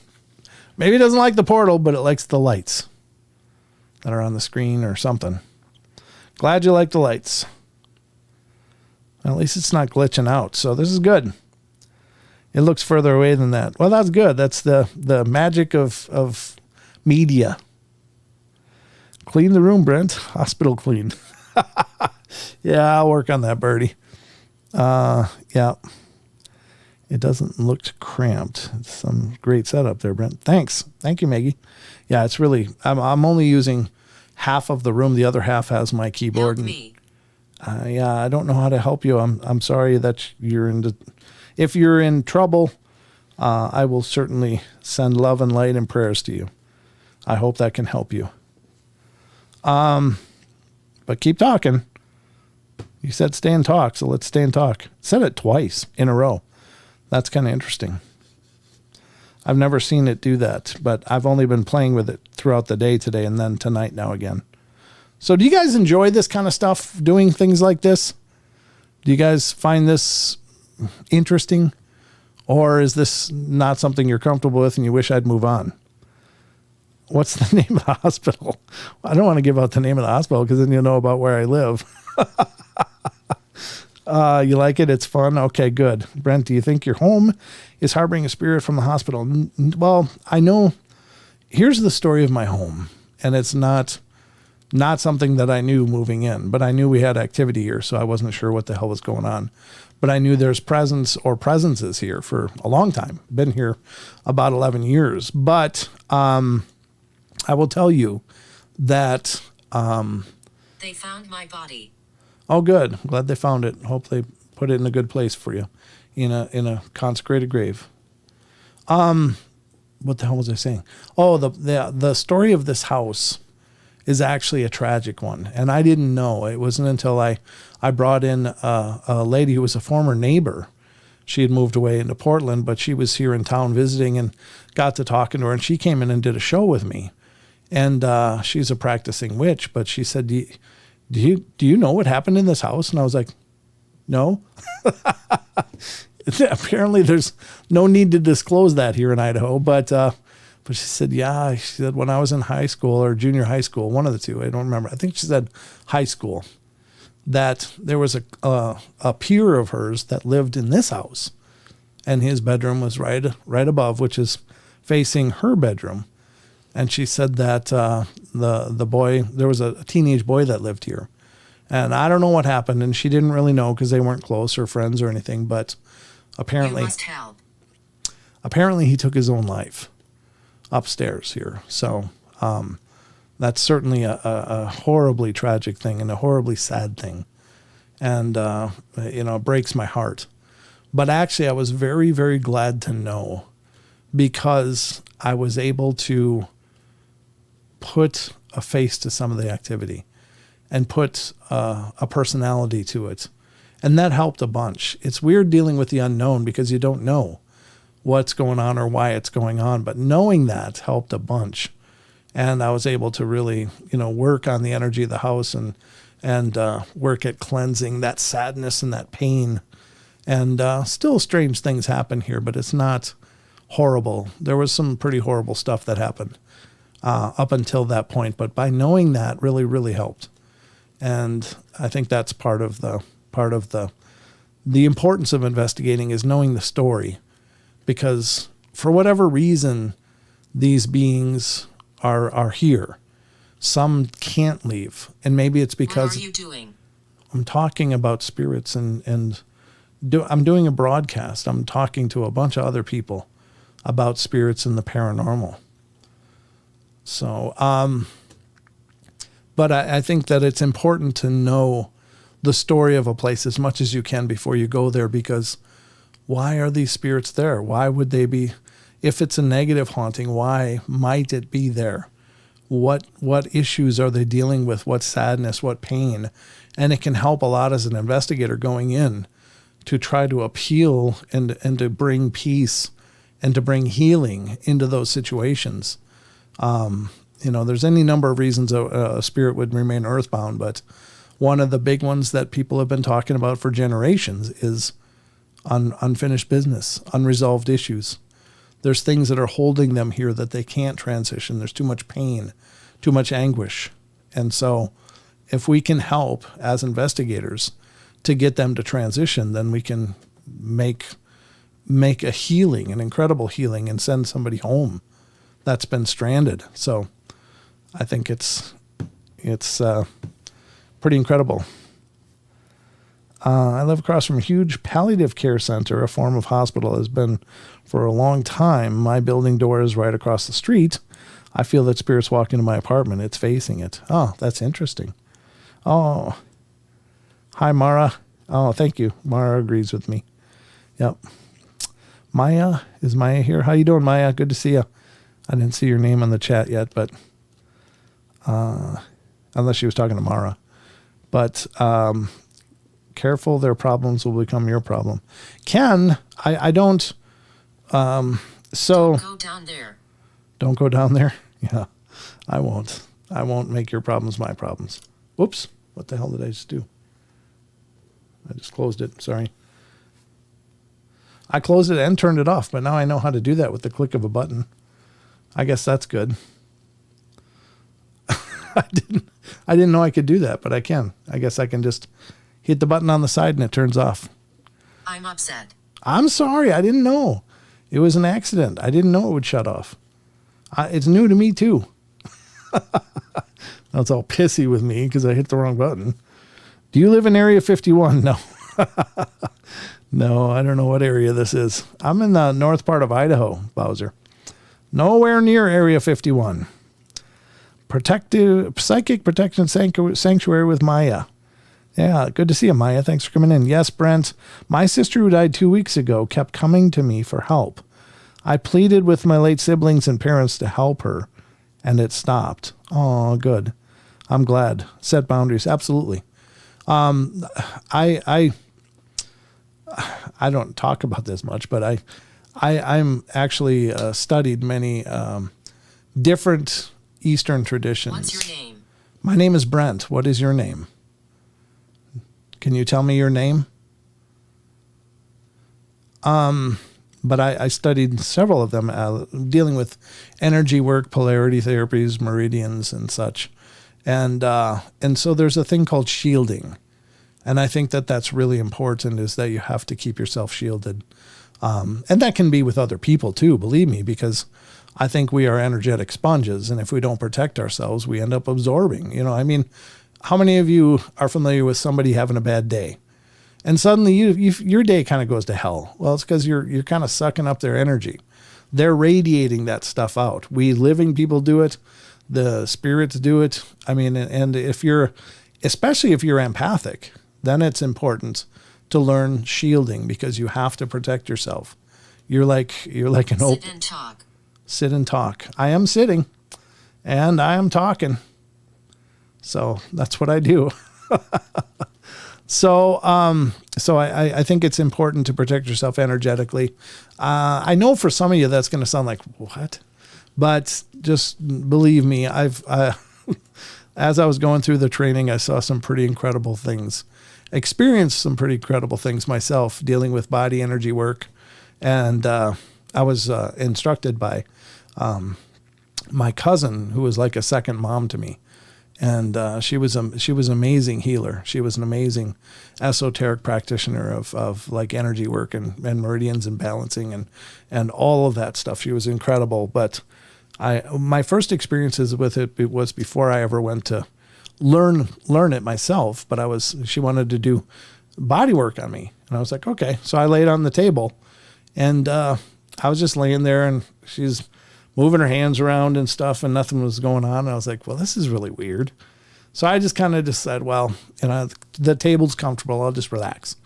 So I closed my eyes, and I'm laying on this table, and I'm feeling this heat going up and then down my body, and up and down my body. I'm like, what the hell is that? I'm not feeling a touch, but I'm feeling heat going up and down, a profound heat.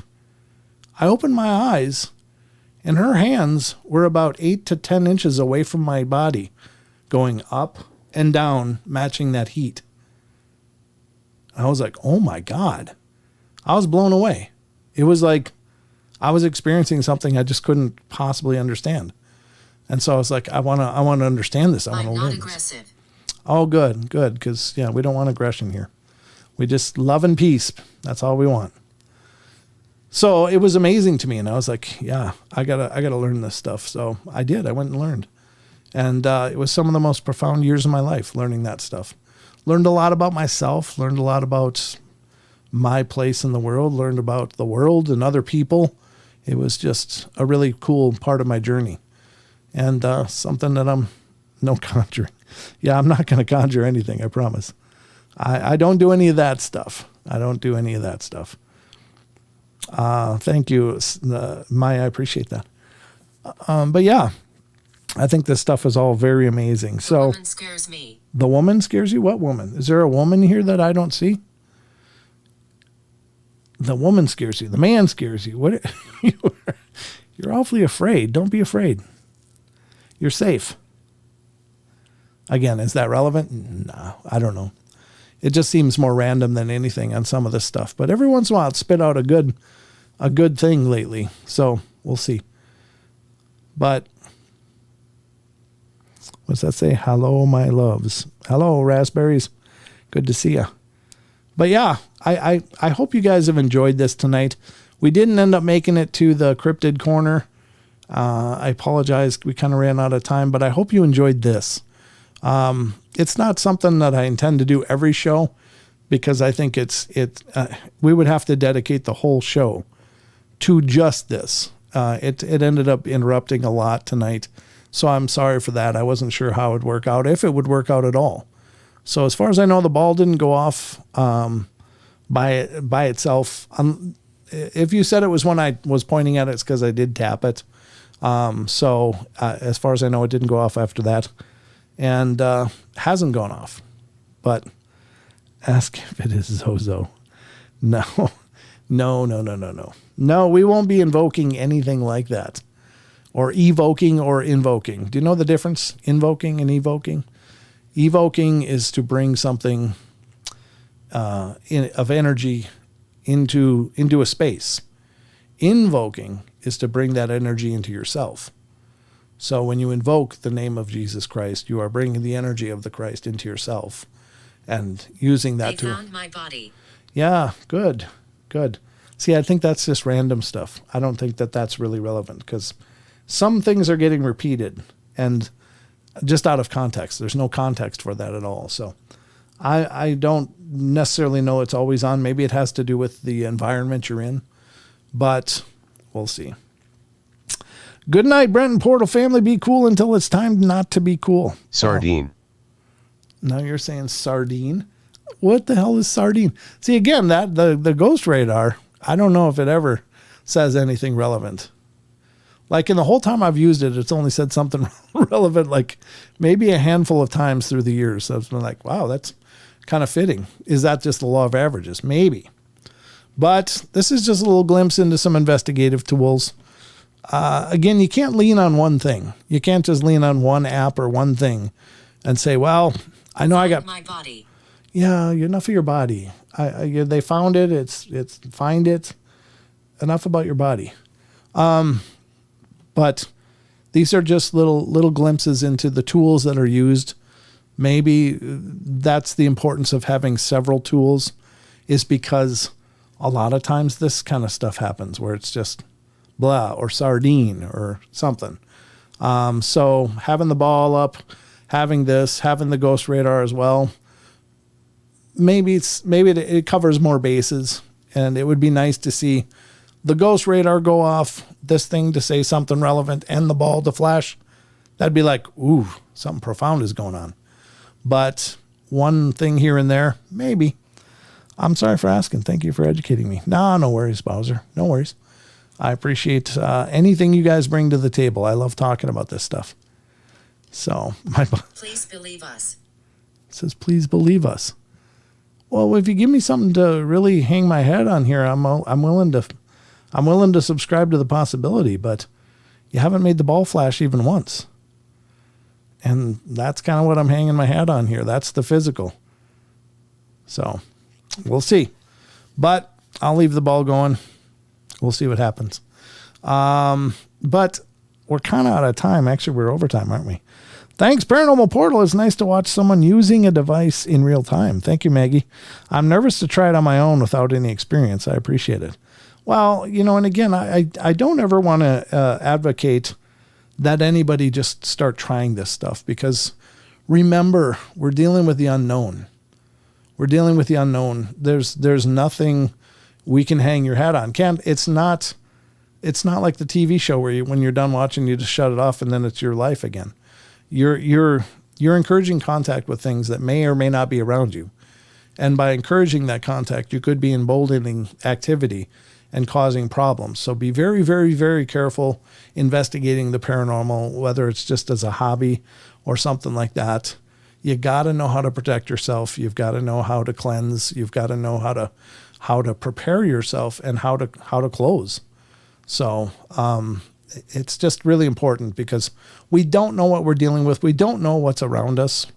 what could potentially be there lurking just in the shadows out of your eyesight, waiting for an opportunity. And something like this, for some of those things, could create an opportunity. So please be careful, be careful, be careful. People keep running. People keep running, yeah, when there's scary stuff around. Again, seemingly random responses now. Nothing really that relevant. So we'll wait and see. A couple things. The nurse I thought was relevant, even though that was a little bit removed from the question by a period of time of several minutes. Well, learn how to use it. That button worked. That worked out good. I just hit that button on the side.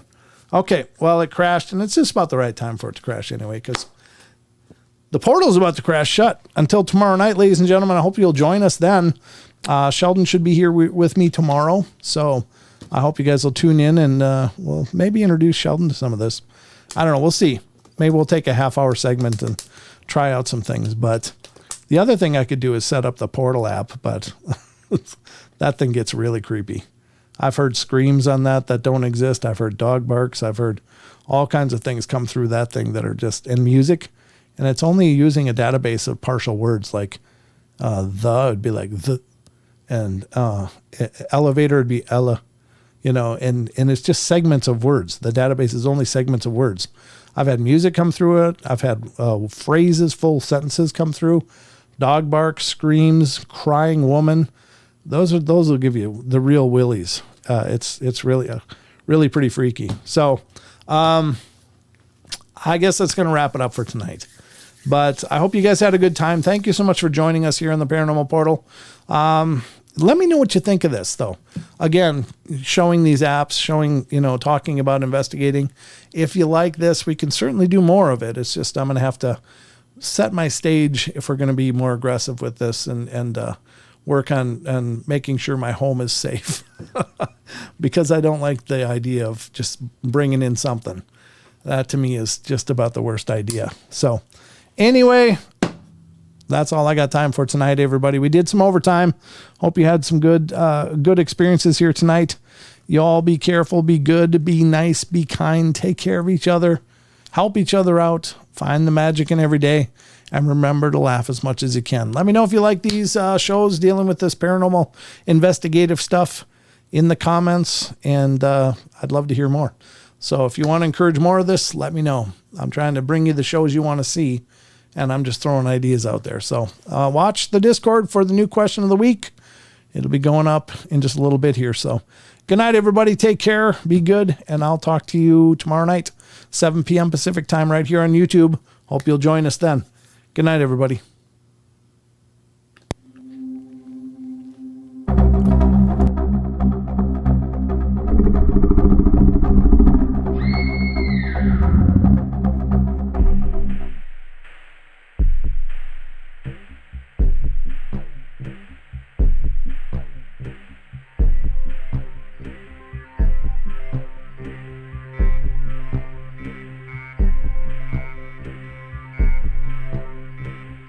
Woo!